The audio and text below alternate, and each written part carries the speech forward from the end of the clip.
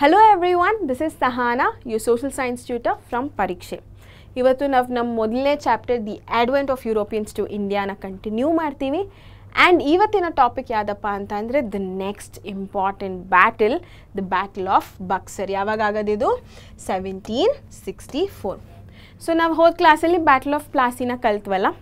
So ಒಂದು idea ಬಂದಿದೆ, ಯಾಕೆ ಇದೆಲ್ಲ ಆಗ್ತಾಯಿದೆ ಅನ್ನೋ ಒಂದು ಐಡಿಯಾ ಬಂದಿದೆ ನಿಮಗೆ, ಆಯಿತಾ? ಸೊ ಬ್ಯಾಟಲ್ ಆಫ್ ಬಕ್ಸರ್ ಕೂಡ ಅದೇ ರೀಸನ್ಗೆ. ಏನಕ್ಕಪ್ಪ ಅಂತಂದರೆ ಬೆಂಗಾಲ್ ಪ್ರಾವಿನ್ಸ್ನ ನಾವು ವಶಪಡಿಸ್ಕೋಬೇಕು, ಎಲ್ಲನೂ ನಮ್ಮದೇ ಆಗಬೇಕು ಅನ್ನೋ ಒಂದು ಕಾರಣದಿಂದ ಸ್ಟಾರ್ಟ್ ಆಗೋದೆ ಬ್ಯಾಟಲ್ ಆಫ್ ಪ್ಲಾಸಿ ಹಾಗೂ battle of Buxar. So literally ಇದೇನಪ್ಪ ಅಂತಂದರೆ ಕಂಟಿನ್ಯೂಯೇಷನ್ ಅಷ್ಟೇ. ಅರ್ಥ ಆಗ್ತಾ ಇದೆಯಾ? ಸೊ ಹಾಗಾಗಿ ನಾನು ಕನೆಕ್ಟ್ ಮಾಡ್ಕೊಂಡು ಹೇಳಕ್ಕೆ ಹೋಗ್ತಾ ಇದ್ದೀನಿ. I hope it is easy, ನಿಮಗೆ ಈಸಿಯಾಗಿ ಅರ್ಥ ಆಗುತ್ತೆ ಅಂತ ಅನ್ಕೋತಾ ಇದ್ದೀನಿ. ಸೊ ಇವತ್ತಿನ ಟಾಪಿಕ್ಸ್ ಏನೇನಪ್ಪ ಅಂತ ಅಂದರೆ ಬಿಟ್ವೀನ್, ನಾನು ಆಲ್ರೆಡಿ ಹೇಳಿದೆ, ಬಿಟ್ವೀನ್ ಅಂದರೆ ಯಾರು ಮತ್ತು ಯಾರ ನಡುವೆ ಆಗುತ್ತೆ. ಮಿರ್ ಕಾಸಿಮ್ ಯಾರು ಹೇಳಿ? ನಾನು ಅದೇ ಹೇಳಿದ್ದು ಕಂಟಿನ್ಯೂಟಿ ಅಂತ. ಮಿರ್ ಜಾಫರ್ ಇದ್ರಲ್ಲ, ಸೊ ಅವರ ಅಳಿಯ ಮಿರ್ ಕಾಸಿಮ್. ಸೊ ನಾನು ಒಂದು ಸರಿ ನಿಮಗೆ ಹೇಳಿಬಿಡ್ತೀನಿ. ಸೊ ಬ್ಯಾಟಲ್ ಆಫ್ ಪ್ಲಾಸಿ ಏನಪ್ಪ ಅಂತ ಅಂದರೆ ಸಿರಾಜುದ್ದೌಲಾಯಿಂದ ಸ್ಟಾರ್ಟ್ ಆಗುತ್ತೆ. ಮಿಸ್ಯೂಸ್ ಆಫ್ ದಸ್ತಕ್ಸು ಅವೆಲ್ಲ ರೀಸನ್ಸ್ ಆಗಿರೋದ್ರಿಂದ ರಾಬರ್ಟ್ ಕ್ಲೈವ್ ಅವರ ನಡುವೆ ಯುದ್ಧ ಆಗುತ್ತೆ ಅಲ್ವಾ? ಸೊ ಯುದ್ಧ ಆಗುತ್ತೆ ಆ್ಯಂಡ್ ಸಿರಾಜುದ್ದೌಲಾ ಕ್ಯಾಪ್ಚರ್ ಆಗ್ತಾರೆ, ಸಾಯಿಸ್ತಾರೆ. ಮಿರ್ ಜಾಫರ್ ನವಾಬ್ ಆಗ್ತಾರೆ, ಅಂದರೆ ಕಿಂಗ್ ಆಗ್ತಾರೆ. ಸೊ ಕೆಲವೊಂದು ಕಾರಣಗಳಿಂದ ಏನಾಗುತ್ತಪ್ಪ ಅಂತ ಅಂದರೆ ಮಿರ್ ಜಾಫರು ನೀನು ಲಾಯಕ್ಕಿಲ್ಲ ರಾಜ ಆಗೋದಕ್ಕೆ ಅಂತ ಅವನ್ನ ಇಳಿಸ್ಬಿಟ್ಟು ಅವನ ಅಳಿಯ ಆದಂಥ ಮಿರ್ ಕಾಸಿಮ್ನ ಕೂರಿಸ್ತಾರೆ. ಅಲ್ಲಿವರೆಗೂ ಬ್ಯಾಟಲ್ ಆಫ್ ಪ್ಲಾಸಿ, ಆಯಿತಾ? ನೆಕ್ಸ್ಟ್ ಅದರಿಂದ ಏನಾಗುತ್ತೆ ಅನ್ನೋದೇ battle of Buxar, right? Yes. So Mir Qasim ಅವ್ರ ಬಗ್ಗೆ ತಿಳ್ಕೊತೀವಿ. ಮತ್ತು ಈ ಒಂದು ಬ್ಯಾಟಲ್ ಆಫ್ ಬಕ್ಸರ್ ಆಗೋದಕ್ಕೆ ರೀಸನ್ಸ್ ಏನು, ಅದು ಆಗಬೇಕಾದ್ರೆ ಆಗುವಂಥ ಈವೆಂಟ್ಸ್ ಏನು, ಪರಿಣಾಮಗಳೇನು ಹಾಗೂ ರಿಸಲ್ಟ್ಸ್ ಏನು. ಆ್ಯಂಡ್ ಸ್ವಲ್ಪ ರಾಬರ್ಟ್ ಕ್ಲೈವ್ ಅವ್ರ ಬಗ್ಗೆ, ರಾಬರ್ಟ್ ಕ್ಲೈವ್ ಅಂತ ಹೇಳ್ತಾ ಇದ್ನಲ್ಲ, ಸೊ ಅವರು ಏನೋ ಒಂದು ಮಾಡ್ತಾರೆ, ವೆರಿ ಇಂಪಾರ್ಟೆಂಟ್, ಆಯಿತಾ? ಸೊ ಅದು ಏನು ಅನ್ನೋದನ್ನು ತಿಳ್ಕೊಳ್ಳೋಣ, ರಿವೈಸ್ ಮಾಡೋಣ ಆ್ಯಂಡ್ PYQP ಕ್ವೆಶನ್ಸ್ನ ಕೂಡ ನೋಡೋಣ, ಆಯಿತಾ? ಸೊ ಫಸ್ಟ್ ಬಂದುಬಿಟ್ಟು ಬಿಟ್ವೀನ್ ಅಂದರೆ ಯಾರ ನಡುವೆ ಆಗುತ್ತೆ 1764 ಅಂತ. ಸೊ ಇಲ್ಲಿ ನೋಡಿ, ಇವರು ಮಿರ್ ಕಾಸಿಮ್, ಈ ಫೋಟೋಸ್ ಎಲ್ಲ ನೆನ್ಪಿಟ್ಕೊಂಡಿರಬೇಕು ನೀವು. ಇವ್ರು ಬಂದುಬಿಟ್ಟು ಮಿರ್ ಕಾಸಿಮ್ ನವಾಬ್ ಆಫ್ ಬೆಂಗಾಲ್. ಸದ್ಯಕ್ಕೆ ಇವರೇ ನವಾಬ್ ಇವಾಗ, ಆಯಿತಾ? ಅದಾದಮೇಲೆ the Mughal ruler Shah Alam II. ಇವರು ಬಂದುಬಿಟ್ಟು ಶಾ ಆಲಮ್ II. ನೆಕ್ಸ್ಟ್ ಬಂದುಬಿಟ್ಟು ನವಾಬ್ ಆಫ್ ಅವಧ್ ಅಥವಾ ಔದ್ ಅಂತ ಕೂಡ ಕರಿಬೋದು, ಸುಜಾ ಉದ್ ಔಲಾ, ಆಯಿತಾ? ಸೊ ಈ 3 ಫೋಟೋಸ್ ನೆನ್ಪಿಟ್ಕೊಳ್ಳಿ, ಒಂದು 5 ಸೆಕೆಂಡ್ಸ್ ಕೊಡ್ತೀನಿ. Yes. So Shah Alam II ಅವರ ಪರಿಚಯ ನಿಮಗೆ ಮುಂದೆ ಬರುವಂಥ ಕ್ಲಾಸಸಲ್ಲಿ ಇನ್ನೂ ಜಾಸ್ತಿ ಆಗುತ್ತೆ, ಆಯಿತಾ? ಸೊ ಅವರ ಒಂದು ಪಾತ್ರ ಇನ್ನೂ ಜಾಸ್ತಿನೇ ಇದೆ, ಆಯಿತಾ? ಸೊ ಇದಕ್ಕೂ ಮೀರಿ ಇದೆ ಅವರೇ Shah Alam II. And Nawab of Bengal Mir Qasim ಹಾಗೂ ನವಾಬ್ ಆಫ್ ಅವಧ್ ಬಂದುಬಿಟ್ಟು ಸುಜಾ ಉದ್ ಔಲಾ. ಸೊ ಇವ್ರು 3 ಜನ ಸೇರಿ ಬ್ರಿಟಿಷ್ ಅವ್ರ ಮೇಲೆ ಯುದ್ಧಕ್ಕೆ ಹೋಗ್ತಾರೆ, ಆಯಿತಾ? ಸೊ 3 ಜನ ಸೇರಿ ದ ಬ್ರಿಟಿಷ್ ಆರ್ಮಿ, ಬ್ರಿಟಿಷ್ ಅವ್ರ ಜೊತೆ ಯುದ್ಧಕ್ಕೆ ಹೋಗ್ತಾರೆ. ಆ್ಯಂಡ್ ಆ ಬ್ರಿಟಿಷ್ ಸೈನ್ಯ ಏನಿದೆ ಅದನ್ನು ಮುಂದೆ ಇದು ಮಾಡೋರೆ ಹೆಕ್ಟರ್ ಮುನ್ರೋ, ಆಯಿತಾ? ಸೊ ಇವರೇ ಲೀಡರ್ ಆಗಿರ್ತಾರೆ. ಸೊ ಇವರ ಒಂದು ಸೈನ್ಯ ನಡುವೆ ಇವರು 3 ಜನ ಆಡುವಂಥ ಒಂದು ಯುದ್ಧನೇ ಬ್ಯಾಟಲ್ ಆಫ್ ಬಕ್ಸರ್. ಅರ್ಥ ಆಯ್ತಾ? ಎಸ್. ಸೊ ನೆಕ್ಸ್ಟ್ ನಾವು ಮಿರ್ ಕಾಸಿಮ್ ಅವ್ರ ಬಗ್ಗೆ ತಿಳ್ಕೊತಾ ಹೋಗೋಣ. ಸೊ ಅವ್ರ ರಾಜ ಆದಮೇಲೆ ಏನೇನಾಯಿತು ಅಂತ. ಸೊ ಮಿರ್ ಕಾಸಿಮ್ ಅವರು ಎಫಿಷಿಯಂಟ್ ಅಡ್ಮಿನಿಸ್ಟ್ರೇಟರ್ ಆಗಿರ್ತಾರೆ. ಎಫಿಷಿಯಂಟ್ ಅಡ್ಮಿನಿಸ್ಟ್ರೇಟರ್ ಅಂತ ಅಂದರೆ ಲೈಕ್ ತುಂಬ ಒಳ್ಳೆ ರಾಜ ಆಗಿರ್ತಾರೆ. ಯಾರ್ಯಾರಿಗೆ ಏನೇನು ಬೇಕೋ ಅದೆಲ್ಲ ನೋಡ್ಕೋತಾ ಇರ್ತಾರೆ, ಇನ್ಕ್ಲೂಡಿಂಗ್ ಈಸ್ಟ್ ಇಂಡಿಯಾ ಕಂಪನಿ, ಆಯಿತಾ? ಸೊ ಈಸ್ಟ್ ಇಂಡಿಯಾ ಕಂಪನಿಗೆ ಅವರು ತುಂಬ ಲಾಯಲ್ ಆಗಿರ್ತಾರೆ. ಅಂದರೆ ಲೈಕ್ ಅವ್ರು ಏನು ಹೇಳ್ತಾರೋ ಅದನ್ನು ಮಾಡ್ತಾ ಇರ್ತಾರೆ, ಆಯಿತಾ? ಬಿಕಾಸ್ ಅವರೇ ಅಲ್ವಾ ಕೂಡಿಸಿರೋದು, ಸೊ ಮಾಡಲೇಬೇಕಾಗುವಂಥ ಪರಿಸ್ಥಿತಿ. ಸೊ ಇಷ್ಟೆಲ್ಲ ಮಾಡೋದ್ರಿಂದ ಅವ್ರಿಗೆ ಇವರು ಎಫಿಷಿಯಂಟ್ ಅಡ್ಮಿನಿಸ್ಟ್ರೇಟರ್, ನೀನಪ್ಪ ಒಳ್ಳೆ ರಾಜ ಅಂತ ಒಂದು ಬೆರಟ್ ಕೊಡ್ತಾರೆ. ಸೊ ಲಾಯಲ್ ಆಗಿರ್ತಾರೆ. Gave away a few places, ಅಂದರೆ ಇವರ ಒಂದು ಅಸ್ತಿತ್ವದಲ್ಲಿದ್ದಂಥ ಕೆಲವೊಂದು ಪ್ಲೇಸಸ್ಸು ಬ್ರಿಟಿಷ್ ಅವ್ರಿಗೆ ಕೊಟ್ಬಿಡ್ತಾರೆ, ನೀವೇ ನೋಡ್ಕೊಳ್ಳಿ ಅಂತ ಆ ಥರ. And paid 2 lakh pounds also. So 2 lakh poundsನ ಕೂಡ ಕಂಪನಿಗೆ ಕೊಡ್ತಾರೆ. ಸೊ ಇಷ್ಟೆಲ್ಲ ಮಾಡಿದ ಮೇಲೆ ಡೆಫಿನೆಟ್ಲಿ ಇವರ ಒಂದು ಲೆಕ್ಕಾಚಾರದಲ್ಲಿ ನೋಡಿದ್ರೆ ಇವರು ಎಫಿಷಿಯಂಟ್ ಅಡ್ಮಿನಿಸ್ಟ್ರೇಟರ್ ಆಗೇ ಆಗ್ತಾರೆ. ಬಟ್ ಸ್ವಲ್ಪ ದಿನ ಆದಮೇಲೆ ಏನಾಗುತ್ತಪ್ಪ ಅಂತ ಅಂದರೆ ಮಿರ್ ಕಾಸಿಮ್ ಅವರು ನಾನು ಇಂಡಿಪೆಂಡೆಂಟ್ ಕಿಂಗ್, ಅಂದರೆ ನಾನು ಇನ್ಮೇಲಿಂದ ಸ್ವಂತವಾಗಿ ನನ್ನ ಒಂದು ಕಾರ್ಯಾಚರಣೆಗಳು ಏನಿದೆ ಅದು ನಾನು ಮಾಡ್ಕೋತೀನಿ, ನಾನು ನಿಮ್ಮ ಕೆಳಗಡೆ ಇದ್ದು ನೀವು ಹೇಳ್ದಂಗೆ ಮಾಡೋ ಅವಶ್ಯಕತೆ ಏನಿಲ್ಲ ನನಗಿವಾಗ, ನನಗೆ ಬರುತ್ತೆ, ನಾನು ಮಾಡ್ತೀನಿ, ಸ್ವಂತವಾಗೇ ಮಾಡ್ತೀನಿ ಅಂತ ಮಿರ್ ಕಾಸಿಮ್ ಅವ್ರು ಹೇಳ್ತಾರೆ. ಒಪ್ತಾರ ಇವ್ರು ಅದಕ್ಕೆ? ಇವ್ರು ಬೇಸಿಕಲಿ ಕೂರಿಸಿರೋದೇ ಅವ್ರಿಗೆ ಹೆಂಗೆ ಬೇಕೋ ಹಂಗೆ ಆಡಿಸ್ಕೊಳ್ಳೋದಕ್ಕೆ. ಇಲ್ಲ ನಾನು ಸ್ವಂತವಾಗಿ ಎಲ್ಲ ಸ್ಟಾರ್ಟ್ ಮಾಡ್ತೀನಿ ಅಂತಂದರೆ ಬಿಡ್ತಾರ ಅವರು? ಡೆಫಿನೆಟ್ಲಿ ಬಿಡೋದಿಲ್ಲ ಅಲ್ವಾ. ಸೊ ಸ್ಟಾರ್ಟ್ ಆಗುತ್ತೆ ಒಂದು ಬ್ಯಾಟಲ್ ಆಫ್ ಬಕ್ಸರ್ ಅನ್ನೋದು, ಅಲ್ಲಿಗೆ ಸ್ಟಾರ್ಟ್ ಆಗುತ್ತೆ. ಕೆಲವೊಂದು ರೀಸನ್ಸ್ ಇದೆ, ಅದನ್ನ ಇವಾಗ ನೋಡ್ಕೊಂಡು ಹೋಗೋಣ. Misuse of dastaks by the British. So ಇದು ಕೂಡ ಸೇಮ್ ರೀಸನ್ನೇ, ಅಲ್ಲಿ ನಾವು ಬ್ಯಾಟಲ್ ಆಫ್ ಪ್ಲಾಸಿಯಲ್ಲಿ ಕೂಡ ನೋಡಿದ್ದು ಇದೇ ರೀಸನ್ ಅಲ್ವಾ, ಮಿಸ್ಯೂಸ್ ಆಫ್ ದಸ್ತಕ್ಸು. ಅದಾದಮೇಲೆ Mir Kasim declared all business was duty free in Bengal ಅಂತಂದರೆ ಟ್ಯಾಕ್ಸ್ ಫ್ರೀ ಅಂತ ಹೇಳ್ತಾನೆ. ಸೊ ಟ್ಯಾಕ್ಸ್ ಫ್ರೀ ಅಂತ ಅಂದರೆ ಅಲ್ಲಿ ಬರೋವಂಥ ಲಾಭಗಳು ಅಷ್ಟೇ ಇರುತ್ತೆ. ಸೊ ಅದರಿಂದ ಬ್ರಿಟಿಷ್ ಅವರಿಗೆ ಏನೂ ಪ್ರಯೋಜನ ಇಲ್ಲ, ಆಯ್ತು ಅಲ್ವಾ. ಸೊ ಅದೊಂದು ರೀಸನ್ ಆಗುತ್ತೆ. ಅದಾದಮೇಲೆ Indians competed against the British in the field of business. So ಭಾರತೀಯರು ಕೂಡ ಬಿಸ್ನೆಸ್ ಏನಿದೆ, ವ್ಯಾಪಾರ ಏನಿದೆ, ಸೊ ಅದರಲ್ಲಿ ಜಾಸ್ತಿ ಅಂದರೆ ಜಾಸ್ತಿ ಉತ್ತಮರಾಗ್ತಾರೆ ಆಯಿತಾ. ಲೈಕ್ ಬ್ರಿಟಿಷ್ ಅವರು ಭಾರತೀಯರು ನಾನಾ ನೀನಾ ಅನ್ನೋ ರೇಂಜಲ್ಲಿ ಕಾಂಪಿಟೇಷನ್ ಮಾಡ್ತಾರೆ ಆಯಿತಾ. ಸೊ ನಾನೇ ಜಾಸ್ತಿ ಮಾಡೋದು ಅಂತ. ಸೊ ಇದು ಎಲ್ಲೂ ಬ್ರಿಟಿಷ್ ಅವ್ರಿಗೆ ಅನುಕೂಲ ಆಗಲಿಲ್ಲ, ಅದೊಂದು ರೀಸನ್ನು. ಅದಾದಮೇಲೆ the British trade suffered ಕನ್ಸಿಡರಬಲಿ, the British oppose the Nawab. So ಈ ಥರ ಮಾಡಬೇಕಾದ್ರೆ, ಒಂದು ಕಾಂಪಿಟೇಷನಲ್ಲಿ ಮಾಡಬೇಕಾದ್ರೆ ಏನಾಗುತ್ತೆ, ಅವ್ರಿಗೆ ಭಯ ಹುಟ್ಕೊಳ್ಳುತ್ತೆ. ಸೊ ನಮ್ಮವರೇ ಜಾಸ್ತಿ ಮಾಡ್ತಾ ಇದ್ದಾರೆ ಬ್ರಿಟಿಷ್ ಅವ್ರಿಗಿಂತ ಅಂತ ಅಂದರೆ ಅವ್ರಿಗೆ ಡೆಫಿನೆಟ್ಲಿ ಒಂದು ಭಯ ಅನ್ನೋದು ಸ್ಟಾರ್ಟ್ ಆಗುತ್ತಲ್ವ. ಭಯ ಅನ್ನೋದು ಸ್ಟಾರ್ಟ್ ಆಗಿ ಅಟ್ ದ ಸೇಮ್ ಟೈಮ್ ಅವ್ರು ಲಾಸಲ್ಲಿ ಕೂಡ ಹೋಗ್ತಾರೆ ಆಯಿತಾ. ಸೊ ಹಾಗಾಗಿ ಅವ್ರು ಏನು ಮಾಡ್ತಾರೆ, ಬ್ರಿಟಿಷ್ ಅವರು ನೀನು ಬೇಡ, ಮಿರ್ ಕಾಸಿಮ್ ಯಾರಿದ್ದಾರೆ ನೀನು ಬೇಡ, ನಾನು ನಿಮ್ಮನ್ನು ಖಂಡಿಸ್ತೀನಿ ಅಂತ ಹೇಳ್ತಾರೆ, ಅಪೋಸ್ ಮಾಡ್ತಾರೆ. ಅದಾದಮೇಲೆ so dethrone Mir Kasim and brought back Mir Jafar. So ಅವ್ರ ಮಾವ ಯಾರಿದ್ದಾರೆ, ಮಿರ್ ಕಾಸಿಮ್ ಅವ್ರ ಮಾವ, ಅಂದರೆ ಫಸ್ಟ್ ಇವರೇ ನವಾಬ್ ಆಗಿದ್ದಿದ್ದಲ್ವಾ, ಆಮೇಲೆ ಇಲ್ಲ ನೀನು ಕರೆಕ್ಟ್ ಇಲ್ಲ ಅಂತ ಇವ್ರನ್ನ ಕೂರಿಸ್ತಾರೆ ಮಿರ್ ಕಾಸಿಮ್ ಅವ್ರನ್ನ. ಸೊ ಇವಾಗ ಮಿರ್ ಕಾಸಿಮ್ ಕರೆಕ್ಟ್ ಇಲ್ಲ ಅಂತ ಮತ್ತೆ ತಗೊಬಂದು ಮಿರ್ ಜಾಫರ್ನ ಕೂರಿಸ್ತಾರೆ. ನೆಕ್ಸ್ಟ್ ಏನಪ್ಪ ಅಂತಂದರೆ Mir Qasim organised a war against the British. ಅರ್ಥ ಆಗ್ತಾ ಇದೆಯಾ. ಸೊ ಆ ವಾರ್ ಅನ್ನೋದು ಸ್ಟಾರ್ಟ್ ಆಗಿದ್ದು ಹೆಂಗೆ ಅಂತ ಗೊತ್ತಾಯ್ತಲ್ಲ. ಸೊ ಆಲ್ರೆಡಿ ಪ್ಲ್ಯಾನ್ಸ್ ಇರುತ್ತೆ ಅವನಿಗೆ, ನಾನು ಇವ್ರನ್ನ ಖಂಡಿಸಲೇಬೇಕು, ಇವ್ರ ವಿರುದ್ಧ ನಾನು ಹೋಗಲೇಬೇಕು ಅಂತ ಮಿರ್ ಕಾಸಿಮ್ಗೆ ಆಲ್ರೆಡಿ ಪ್ಲ್ಯಾನ್ಸ್ ಇರುತ್ತೆ. ಬಿಕಾಸ್ ಅವನ್ನ ಒಂದು ಸ್ವಂತವಾಗಿ ಬೆಳೆಯೋದಕ್ಕೆ ಬಿಡ್ತಾ ಇರಲಿಲ್ಲ ಅವರು. ಸೊ ಹಾಗಾಗಿ ಇನ್ನೂ ಕೆಲವೊಂದು ರೀಸನ್ಸ್ ಇದ್ವು, ಅದೊಂದೇ ರೀಸನ್ ಅಲ್ಲ, ಇನ್ನೂ ಕೆಲವೊಂದು ರೀಸನ್ಸ್ ಇತ್ತು, ಅದೇನು ಅಂತ ನಾನು ಮೆನ್ಷನ್ ಮಾಡಿದ್ದೀನಿ. ಸೊ ಇಷ್ಟೆಲ್ಲ ರೀಸನ್ಸು ಇಟ್ಕೊಂಡು ನನ್ನ ಸ್ವಂತವಾಗಿ ಬೆಳೆಯೋಕ್ಕೂ ಬಿಡ್ತಾ ಇಲ್ಲ ಇವರು ಅಂತ ಎಲ್ಲ ರೀಸನ್ಸ್ನ ಒಟ್ಟಿಗೆ ಸೇರಿಸಿ ಬ್ಯಾಟಲ್ನ ಸ್ಟಾರ್ಟ್ ಮಾಡ್ತಾರೆ. ಅದೇ ಬ್ಯಾಟಲ್ ಆಫ್ ಬಕ್ಸರ್ ಅಲ್ವಾ. ಸೊ ಏನೇನಾಗುತ್ತೆ ಈ ಒಂದು ಬ್ಯಾಟಲಲ್ಲಿ, ಯುದ್ಧದಲ್ಲಿ ಏನೇನಾಗುತ್ತೆ ಅಂತಂದರೆ Mir Qasim was defeated and ran away from the battle field. ಯುದ್ಧ ಏನೋ ಸ್ಟಾರ್ಟ್ ಮಾಡ್ತಾನೆ, ಬಟ್ ಗೆಲ್ಲೋದಕ್ಕಾಗೋದಿಲ್ಲ, ಬ್ರಿಟಿಷ್ ಅವರು ಅವನ್ನ ಸೋಲಿಸ್ತಾರೆ. ಸೊ ಅವನೇನು ಮಾಡ್ತಾನೆ, ಆ ಒಂದು ಯುದ್ಧ ಜಾಗ ಏನಿದೆ ಅಲ್ಲಿಂದ ಓಡೋಗ್ತಾನೆ ಆಯಿತಾ. ಅದಾದಮೇಲೆ ಶಾ ಆಲಮ್ ಟು ಸರೆಂಡರ್ಡ್. ನಿಮ್ಗೆ ನೆನಪಿದೆಯಾ, ಸ್ಟಾರ್ಟಿಂಗಲ್ಲೇ ಹೇಳಿದೆ 3 ಜನ ಸೇರಿ ಬ್ರಿಟಿಷ್ ಅವ್ರ ಮಧ್ಯೆ ಯುದ್ಧ ಮಾಡೋದು ಅಂತ ಅಲ್ವಾ. ಸೊ ಫಸ್ಟ್ ಬಂದ್ಬಿಟ್ಟು ಮಿರ್ ಕಾಸಿಮ್, ಸೆಕೆಂಡ್ ಯಾರು ಶಾ ಆಲಮ್ ಟು, ಥರ್ಡ್ ಬಂದ್ಬಿಟ್ಟು ಸುಜಾವುದ್ದೌಲಾ. ಸೊ ಅವ್ರಿಗೇನಾಯಿತು ಅಂತ ನೋಡೋಣ. So the Shah Alam two surrender, the efforts of the combined forces to stop the British failed miserably. So 3 ಜನ ಸೇರಿಕೊಂಡು ಮಾಡಿದ್ದಂಥದ್ದು ಕೂಡ ವೇಸ್ಟ್ ಆಯಿತು ಅಲ್ವಾ. ಸೊ ಇವನು ಇವನು ಡಿಫೀಟ್ ಆಗ್ತಾನೆ, ಅಂದರೆ ಸೋಲಿಸ್ತಾರೆ ಅವ್ರನ್ನ ಆ್ಯಂಡ್ ಓಡೋಗ್ತಾನೆ. And Shah Alam two surrender ಆಗಿಬಿಡ್ತಾನೆ,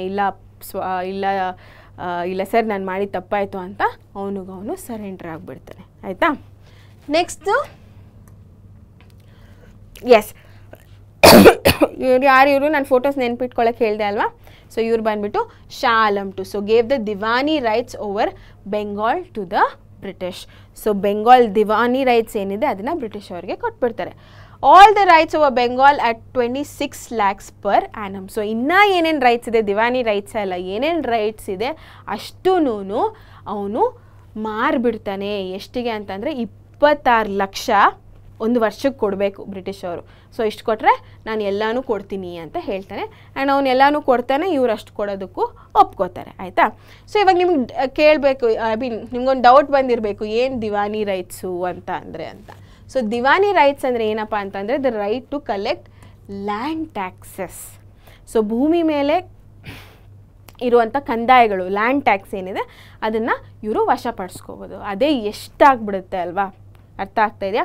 ಸೊ ಬೆಂಗಾಲ್ ಪ್ರಾವಿನ್ಸಲ್ಲಿ ದಿವಾನಿ ರೈಟ್ಸ್ ಅಂದರೆ ಭೂಮಿ ಮೇಲಿರುವಂಥ ಕಂದಾಯಗಳೇನಿದೆ, ಏನು ಕಟ್ತಾರೆ ಜನಗಳು, ಅದನ್ನು ಅವರೇ ತೊಗೊಳ್ಳೋ ಥರ.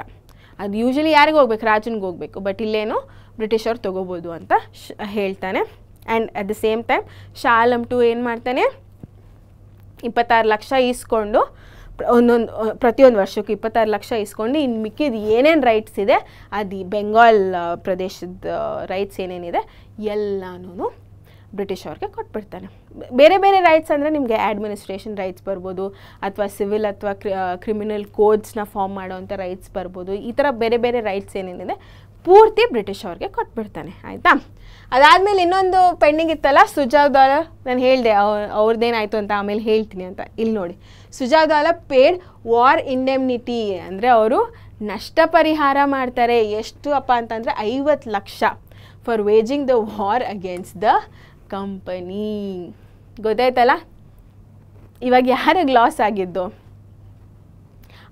ಅವರು ಓಡೋಗ್ಬಿಟ್ರು, ಮೀರ್ ಕಾಸಿಮ್ ಅವರು ಓಡೋಗ್ಬಿಟ್ರು. ಸೊ ಅಲ್ಲೇನು ಲಾಸು ಇಲ್ಲ, ಪ್ರಾಫಿಟ್ಟು ಏನಿಲ್ಲ, ಏನು ಕಳ್ಕೊಂಡಿದ್ದು ಏನಿಲ್ಲ, ಏನು ಪಡೆದಿದ್ದು ಏನಿಲ್ಲ.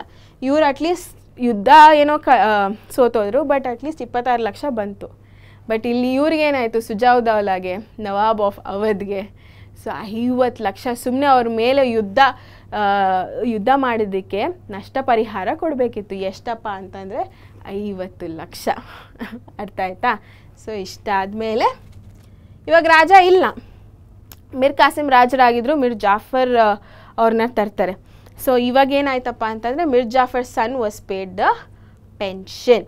With this British took over the entire administrative rights over Bengal. So Mir Jafar ಅವ್ರ ಮಗನಿಗೆ ಏನು ಮಾಡ್ತಾರೆ ಅಂತಂದರೆ ಮೀರ್ ಜಾಫರ್ಗೆ ಬರುವಂಥ ಪೆನ್ಷನ್ನ ಅವ್ರಿಗೆ ಕೊಡ್ತಾರೆ. ಸೊ ಪೆನ್ಷನ್ನ ಕೊಡೋಕ್ಕೆ ಸ್ಟಾರ್ಟ್ ಮಾಡಿ ಇಡೀ ಬೆಂಗಾಲ್ನ ಅವರ ಒಂದು ವಶಕ್ಕೆ ಪಡ್ಕೋತಾರೆ. ಅರ್ಥ ಆಯ್ತಾ? ಸೊ ರಿಸಲ್ಟ್ಸ್ ಏನಾಯ್ತಪ್ಪ ಅಂತಂದರೆ British power in Bihar, Bengal and Odisha province Awadh also. So Bengal province ಏನಿದೆ ಅದು ಜೊತೆಗೆ ಬಿಹಾರ್, ಒಡಿಸ್ಸಾ, ಅದ್ರ ಜೊತೆಗೆ ಅವಧ್ ಕೂಡ ಅವರ ಒಂದು ವಶಕ್ಕೆ ಹೋಯಿತು. ಸೊ ಬ್ಯಾಟಲ್ ಆಫ್ ಬಕ್ಸರ್ ಆದಮೇಲೆ ಡೆಫಿನೆಟ್ಲಿ ಬಕ್ಸರ್ ಇರೋದು ಬಿಹಾರಲ್ಲೇ. ಸೊ ಅದು ಒಡಿಸ್ಸಾ, ಅವಧ್ ಇದೆಲ್ಲನೂ ಅವರ ಒಂದು ಕಂಟ್ರೋಲ್ಗೆ ಬಂತು.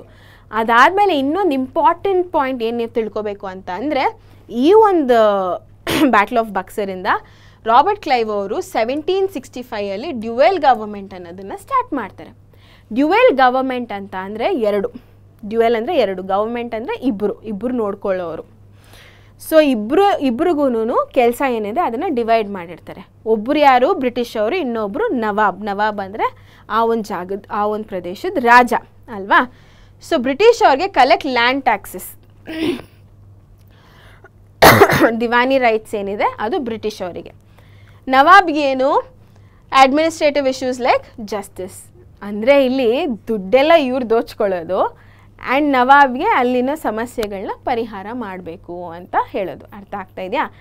ಸೊ ಇಲ್ಲಿ ಕೂಡ ಗೊತ್ತಾಗುತ್ತೆ ಅವ್ರು ಎಷ್ಟು ಅವ್ರಿಗೆ ಅನುಕೂಲ ಆಗೋ ಥರ ಎಷ್ಟೆಲ್ಲ ಕೆಲಸಗಳು ಮಾಡ್ಕೊಂಡ್ರು ಅಂತ. ಅದರಲ್ಲಿ ಇನ್ನೊಂದು ಯಾವುದಪ್ಪ ಅಂತ ಅಂದರೆ dual government. Land taxes British ಅವರು, ಜಸ್ಟಿಸ್ಸು ಈ ಥರ ಅಡ್ಮಿನಿಸ್ಟ್ರೇಷನ್ ನೋಡ್ಕೊಳ್ಳೋದೆಲ್ಲ ನವಾಬ್ಸ್.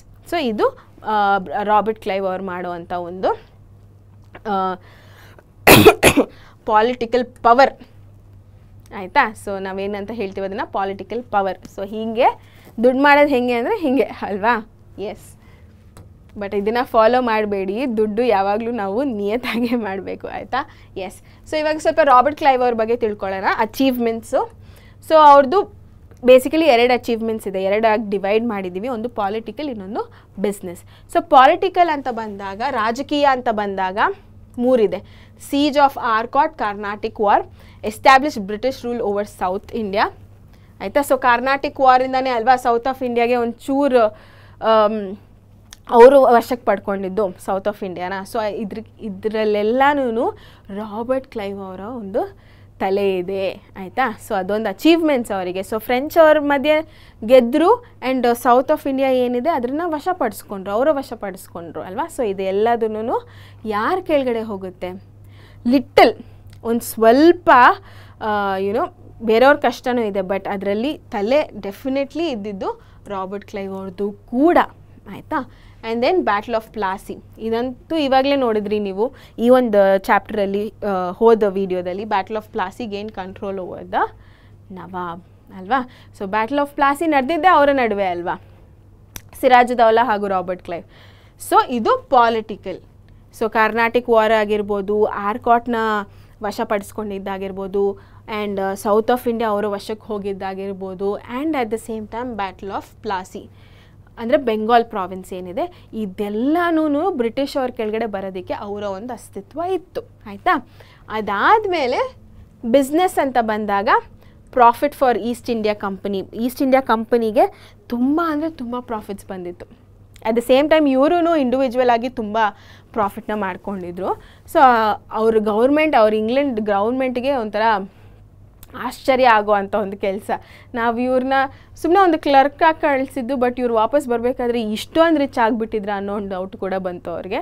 ಸೊ ಇಂಥವ್ರು ಇದ್ದರೆ ಇನ್ನು ನಾವೇನಾಗ್ಬಿಡ್ತೀವಪ್ಪ ಅನ್ನೋ ಒಂದು ಭಯನೂ ಬಂತು ಅವರಿಗೆ. ಸೊ ಅವ್ರು ಏನಪ್ಪ ಅಂತಂದರೆ ಕಂಪನಿಗೂ ಪ್ರಾಫಿಟ್ಸ್ ಇತ್ತು, ಅವ್ರ ಸ್ವಂತನೂ ತುಂಬ ಅಂದರೆ ತುಂಬ ದುಡ್ಡು ಮಾಡ್ಕೊಂಡಿದ್ರು ಆಯಿತಾ. And then England's member of the parliament ಆಗಿದ್ರು ಕೂಡ ಅವರು. And resent to India to bring back profit to East India company. So ಅವ್ರನ್ನ ನಂಬಿ ಡೆಫಿನೆಟ್ಲಿ ಒಂದು ದುಡ್ಡು ಮಾಡ್ತೇನೆ ಅಂತ ಮತ್ತೆ ವಾಪಸ್ ಇಂಡಿಯಾಗೆ ಕಳಿಸಿದ್ರು, ಈಸ್ಟ್ ಇಂಡಿಯಾ ಕಂಪನಿಗೆ ದುಡ್ಡು ಮಾಡ್ಕೊಬಾ ಅಂತ. ಅಷ್ಟು ಬಿಸ್ನೆಸ್ ಮೈಂಡೆಡ್, ಅಷ್ಟು ಪಾಲಿಟಿಕಲ್ ಮೈಂಡೆಡ್ ಆಗಿತ್ತು ರಾಬರ್ಟ್ ಕ್ಲೈವ್ ಅವ್ರದ್ದು. ಅರ್ಥ ಆಯ್ತಾ? ಎಸ್. ಸೊ ಇಲ್ಲಿಗೆ ಮುಗೀತು. ರೀಕಾಲ್ ಮಾಡೋಣ immediately. So battle of Buxar 1764 ಯಾರ ನಡುವೆ ಆಗುತ್ತಿದ್ದು? ಸೊ ಯಾರ ಒಂದು ನಡುವೆ ಆಗುತ್ತೆ? ಮಿರ್ ಕಾಸಿಮ್, ಶಾ ಆಲಂ ಟು ಸುಜಾದೌಲಾ ಮತ್ತು ಇವರು ಮತ್ತು ನಡುವೆ ಯಾರ ನಡುವೆ ಆಗೋದು? ಹೆಕ್ಟರ್ ಮುನ್ರೋ ಆಯಿತಾ. ಸೊ ಇವರು ಬ್ರಿಟಿಷ್ ಆರ್ಮಿನ ಲೀಡ್ ಮಾಡ್ತಾ ಇರ್ತಾರೆ. ಆ್ಯಂಡ್ ರೀಸನ್ಸ್ ಏನು? Misuse of dastaks, duty free. So full Bengal province ಏನಿದೆ ಅಲ್ಲೆಲ್ಲ ಟ್ಯಾಕ್ಸ್ ಫ್ರೀ ಮಾಡಿರ್ತಾರೆ. ಆ್ಯಂಡ್ ಕಾಂಪಿಟೇಷನ್ ಬಿಟ್ವೀನ್ ಇಂಡಿಯನ್ಸ್ ಹಾಗೂ ಬ್ರಿಟಿಷ್ ಮೆನ್ ಬಿಸ್ನೆಸ್ಸಲ್ಲಿ ಕಾಂಪಿಟೇಷನ್ ಜಾಸ್ತಿ ಆಗುತ್ತೆ. ಆ್ಯಂಡ್ ಈಸ್ಟ್ ಇಂಡಿಯಾ ಕಂಪನಿ ಲಾಸಲ್ಲಿ ಹೋಗುತ್ತೆ. ಆ್ಯಂಡ್ ಇಲ್ಲಪ್ಪ ನೀನು ಮಾಡ್ತಿರೋದು ತಪ್ಪು ಅಂತ ಮಿರ್ ಕಾಸಿಮ್ ಅವ್ರಿಗೆ ಹೇಳುತ್ತೆ. ಡಿಥ್ರೋನ್ ಮಿರ್ ಕಾಸಿಮ್ ಅಂದರೆ ಮಿರ್ ಕಾಸಿಮ್ ಅವ್ರನ್ನ ಅಲ್ಲಿಂದ ತೆಗೆದುಬಿಟ್ಟು ಮತ್ತೆ ಮಿರ್ ಜಾಫರ್ ಅವ್ರನ್ನ ಕೂಡಿಸ್ತಾರೆ. ಆ್ಯಂಡ್ ಮಿರ್ ಕಾಸಿಮ್ ಏನು ಮಾಡ್ತಾನೆ? ವಾರ್ನ ಡಿಕ್ಲೇರ್ ಮಾಡ್ತಾನೆ. ಸೊ ಅದು ರೀಸನ್ಸು. ಅದಾದಮೇಲೆ ಈವೆಂಟ್ಸ್ ಏನಪ್ಪ ಅಂತ ಅಂದರೆ ಮಿರ್ ಕಾಸಿಮ್ ಸೋತೋಗ್ತಾನೆ ಆ್ಯಂಡ್ ಓಡೋಗ್ತಾನೆ ಆಯಿತಾ. ಸೊ ಸೋಲಿಸ್ತಾರೆ ಅವರು ಆ್ಯಂಡ್ ಅವನು ಓಡೋಗ್ತಾನೆ. ಶಾ ಆಲಂ ಟು ಸರೆಂಡರ್ ಆಗ್ತಾನೆ. ಆ್ಯಂಡ್ ಸುಜಾದೌಲಾ ಪಾಪ ಲಾಸಲ್ಲಿ ಹೋಗ್ತಾನೆ, ಅಂದರೆ ಹಿಲ್ ಬಿ ಫೇಲ್ಡ್. ಅದಾದಮೇಲೆ ಔಟ್ಕಮ್ಸು ಅಥವಾ ರಿಸಲ್ಟ್ಸ್ ಏನಪ್ಪ ಅಂತಂದರೆ ದಿವಾನಿ ರೈಟ್ಸ್ ಎಲ್ಲನೂ ಬ್ರಿಟಿಷ್ ಅವ್ರಿಗೆ ಹೋಗುತ್ತೆ. ಆ್ಯಂಡ್ 26 lakhs per annum ಏನಿದೆ ಸೊ ಅದನ್ನು ಕೊಟ್ಬಿಟ್ಟು ಶಾ ಆಲಂ ಅದನ್ನು ಈಸ್ಕೊಂಡ್ಬಿಟ್ಟು ಶಾ ಆಲಂ ಟು ಮಿಕ್ಕಿದ ಏನೇನು ರೈಟ್ಸ್ ಇದೆಯೋ ಅದೆಲ್ಲನೂ ಕೊಟ್ಬಿಡ್ತಾರೆ ಬ್ರಿಟಿಷ್ ಅವರಿಗೆ. ಆ್ಯಂಡ್ ಸುಜಾದೌಲಾ ಪಾಪ 50 ಲಕ್ಷ ನಷ್ಟ ಪರಿಹಾರ, ಯುದ್ಧದ ನಷ್ಟ ಪರಿಹಾರ ಕೊಡಬೇಕಾಗಿ ಬರುತ್ತೆ. ಅದಾದಮೇಲೆ ಮಿರ್ ಜಾಫರ್ ಸನ್ ಯಾರಿದ್ದಾರೆ ಸೊ ಅವನು ಅವ್ರ ಅಪ್ಪಂದು ಪೆನ್ಷನ್ ಇಸ್ಕೋತಾರೆ. ಯಾಕಂದರೆ ಮಿರ್ ಜಾಫರ್ ಕಿಂಗ್ ಆಗಿರ್ತಾನಲ್ಲ, ರಾಜ ಆಗಿರ್ತಾನೆ. ಸೊ ಹಾಗಾಗಿ ಪೆನ್ಷನ್ನ ಇಸ್ಕೋತಾನೆ. And administrative rights over Bengal. So ಪ್ರತಿಯೊಂದೂ ಅವ್ರಿಗೆ ಸಿಗುತ್ತೆ. ಈವೆಂಟ್ಸ್ ಏನೇನಾಗುತ್ತೆ? ಎಫೆಕ್ಟ್ಸ್ ಏನೇನಾಗುತ್ತೆ? ಬಿಹಾರು, ಬೆಂಗಾಲ್, ಒಡಿಸ್ಸಾ ಹಾಗೂ ಅವಧ್ ಅವರ ಕೆಳಗಡೆ ಬರುತ್ತೆ. ಡ್ಯುವೆಲ್ ಗವರ್ಮೆಂಟ್ ಸ್ಟಾರ್ಟ್ ಆಗುತ್ತೆ, ರಾಬರ್ಟ್ ಕ್ಲೈವ್ ಅವ್ರು ಸ್ಟಾರ್ಟ್ ಮಾಡೋದು. ಸೊ ಅದೇನಪ್ಪ ಅಂತಂದರೆ ಲ್ಯಾಂಡ್ ಟ್ಯಾಕ್ಸ್ ಏನಿದೆ ಅದು ಬ್ರಿಟಿಷ್ ಅವ್ರು ತಗೋತಾರೆ. ಆ್ಯಂಡ್ ಜಸ್ಟಿಸ್ ಅಂದರೆ ಅಡ್ಮಿನಿಸ್ಟ್ರೇಷನ್ ಪರ್ಪಸ್ಸು ಏನಾದರೂ ನೋಡ್ಕೊಳ್ಳೋದು, ಯಾರಿಗೋ ಏನಾದರೂ ಕಷ್ಟ ಬಂತು ಅಂತಂದರೆ ಅದನ್ನು ನವಾಬ್ ನೋಡ್ಕೋತಾನೆ ಅನ್ನೋದನ್ನು ಹೇಳ್ತಾರೆ ಅವರು. ಅದೇ ಡ್ಯುವೆಲ್ ಗವರ್ಮೆಂಟ್. ಅರ್ಥ ಆಯ್ತಲ್ಲ ಇಷ್ಟು? ಎಸ್, ಇದೆ ಬ್ಯಾಟಲ್ ಆಫ್ ಬಕ್ಸರ್. ನೀವು ಲಾಸ್ಟಲ್ಲಿ ಇದೊಂದು ನೋಡಿಕೊಂಡ್ರೆ ಸಾಕು. ಅಷ್ಟೆಲ್ಲ ಓದ್ಬಿಟ್ಟು ನೀವು ಇದನ್ನು ಸ್ಕ್ರೀನ್ಶಾಟ್ ತೊಗೊಂಡು ಇಟ್ಕೊಂಡಿದ್ರೆ ಸಾಕು. ಈಸಿಯಾಗಿ ಎಲ್ಲ ಗೊತ್ತಾಗುತ್ತೆ ನಿಮಗೆ ಆಯಿತಾ. Yes, so previous year question paper solve ಮಾಡೋಣ. What were the results of the battle of Buxar? 2 marks question 2018 ಕೇಳಿರೋದು. ನಾನು ನಿಮಗೆ ಲಾಸ್ಟ್ ಕ್ಲಾಸಲ್ಲೇ ಮೆನ್ಷನ್ ಮಾಡಿದೆ ಪ್ಲಾಸಿ ಹಾಗೂ ಬಕ್ಸರ್ ತುಂಬ important topics from exam point of view ಇಂದ ಅಂತ. ಸೊ ಏನೇನು ಬರಿಬೇಕಿಲ್ಲಿ ನೀವು? Diwani rights over Bengal to the British. So ನಾನೆಲ್ಲ ಇಂಪಾರ್ಟೆಂಟ್ ಪಾಯಿಂಟ್ಸ್ನ ಬರೆದಿದ್ದೀನಿ. ಸೊ ನೀವು ಸೆಂಟೆನ್ಸ್ನ ಫಾರ್ಮ್ ಮಾಡ್ಕೊಂಡು ಹೋಗಬೇಕು, ಓಕೆನಾ. So diwani rights over Bengal to the British, point number 1. Point number 2, Shah Alam two gave away rights over Bengal for annual income of 26 lakhs ಇದು. And the nawab of Awadh paid a fine of ₹50 lakhs. 4th point ಏನಪ್ಪ ಅಂತಂದರೆ company paid pension to Mir Jafar's son. So 2 marks ಅಂದರೆ minimum 4 points ಇರಲೇಬೇಕು. ಈ 4 points ಬರಿಬೇಕು, ಓಕೆನಾ. Next, describe the system of dual government by Robert Clive. ಇದನ್ನು ಕೂಡ 2 ಮಾರ್ಕ್ಸ್ ಕೇಳಿದ್ದಾರೆ 17, 18, 19 ಆಯಿತಾ. So again this is a very very very important question. So due to diwani rights English collected local revenue, administration and imparting of justice carried away by the Nawab. So ಈ 2 points ಬರಿಬೇಕು ಆಯಿತಾ. So ಇದೆ dual government. Next question, how did the British gain political control over India to protect their business interests? So ಇದು ಕೂಡ 2 marks ಕೇಳಿದ್ದಾರೆ 2015.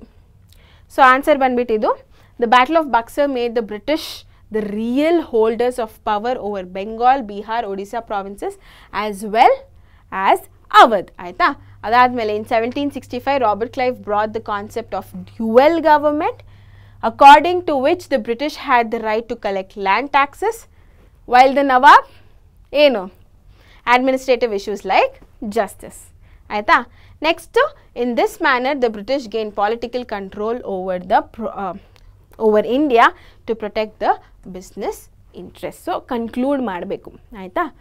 S, so ಇವೆರಡು point compulsory ಬರೀಲೇಬೇಕು, ಆವಾಗಲೇ ನಿಮಗೆ 2 ಮಾರ್ಕ್ಸ್ ಬರುತ್ತೆ. ಅರ್ಥ ಆಯ್ತಲ್ಲ? ಸೊ ಯಾವ ಥರ ಕ್ವೆಶ್ಚನ್ಸ್ ಬಂದಿದೆ ಅಂತ ಗೊತ್ತಾಯ್ತಲ್ಲ ನಿಮಗೆ. So results and dual government ತುಂಬ ಅಂದರೆ ತುಂಬ ಇಂಪಾರ್ಟೆಂಟ್ ರೋಲ್ ಪ್ಲೇ ಮಾಡುತ್ತೆ. ಆ್ಯಂಡ್ ಈ ಒಂದು ಕ್ವೆಶ್ಚನ್ ಕೂಡ, ಓಕೆನಾ.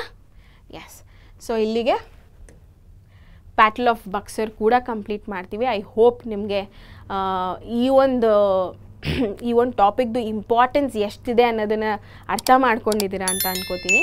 ಸೊ ಚೆನ್ನಾಗಿ ಓದ್ಕೊಳ್ಳಿ. Until then, signing off Sahana. Stay tune to ಪರೀಕ್ಷೆ.